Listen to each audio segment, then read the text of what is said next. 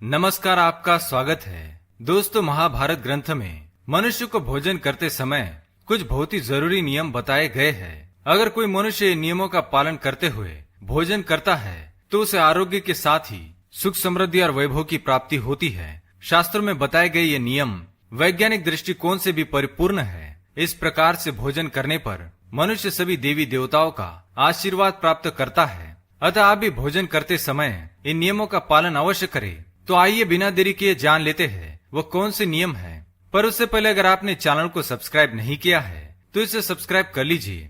साथ ही वीडियो को एक लाइक करना ना भूले।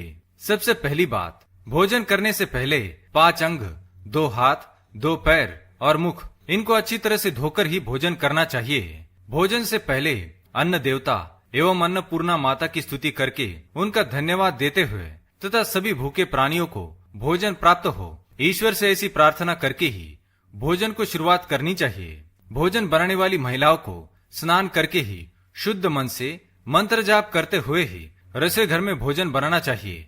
सबसे पहले 3 रोटियां, एक गाय के लिए, एक कुत्ते के लिए और एक कौवे के लिए अलग निकालकर फिर अग्निदेव को भोग लगाकर ही घर वालों को खिलाना चाहिए। भोजन किचन में बैठकर ही सभी के साथ करें। प्रयास यही करना चाहिए कि परिवार के सभी सदस्यों के साथ मिल बैठकर ही भोजन किया जाए। नियम अनुसार अलग अलग भोजन करने से परिवार के सदस्यों में प्रेम और एकता कायम नहीं हो पाती है। भोजन का समय प्रातः और सायंकाल ही भोजन का विधान है, क्योंकि पचन क्रिया की जठराग्नि सूर्योदय से 2 घंटे के बाद तक एवं सूर्यास्त से 2.5 घंटे पहले तक प्रबल रहती है। जो व्यक्ति सिर्फ एक समय भोजन करता है वह योगी है, और जो 2 समय भोजन करता है वह भोगी कहा गया है। तीसरी बात, भोजन की दिशा।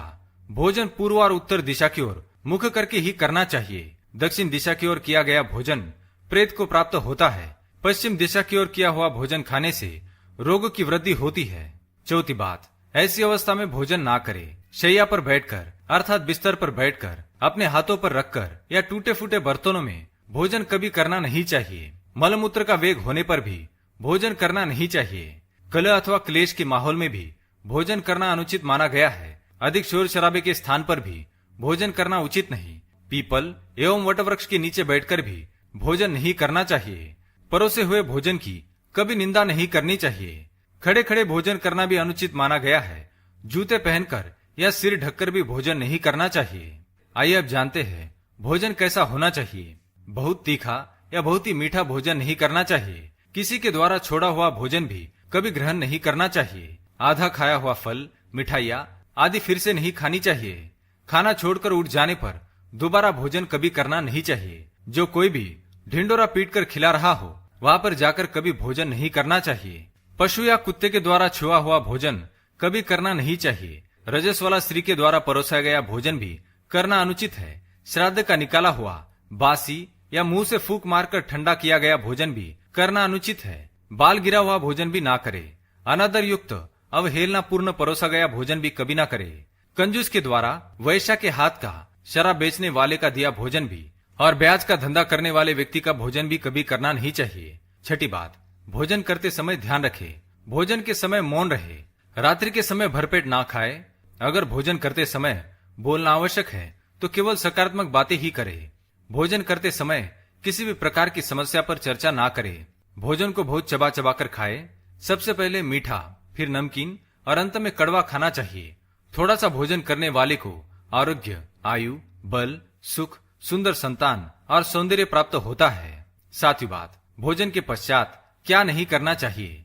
भोजन के तुरंत बाद पानी या चाय नहीं पीना चाहिए। भोजन के पश्चात घुड़सवारी, दौड़ना, बैठना, शौच आदि प्रकार के कार्य नहीं करने चाहिए।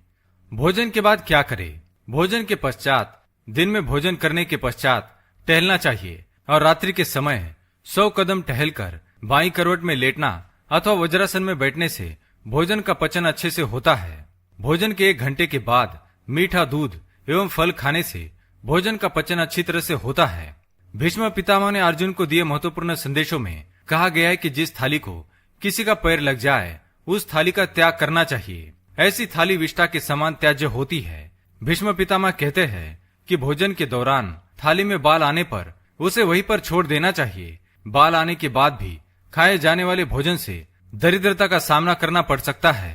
भोजन पूर्व जिस थाली को कोई लांग कर गया हो, ऐसे भोजन को भी कभी ग्रहण नहीं करना चाहिए। इसे कीचड़ के समान छोड़ देने वाला समझना चाहिए। भीष्म पितामह ने अर्जुन को बताया कि एक ही थाली में भाई भाई भोजन करे तो वह अमृत के समान हो जाती है।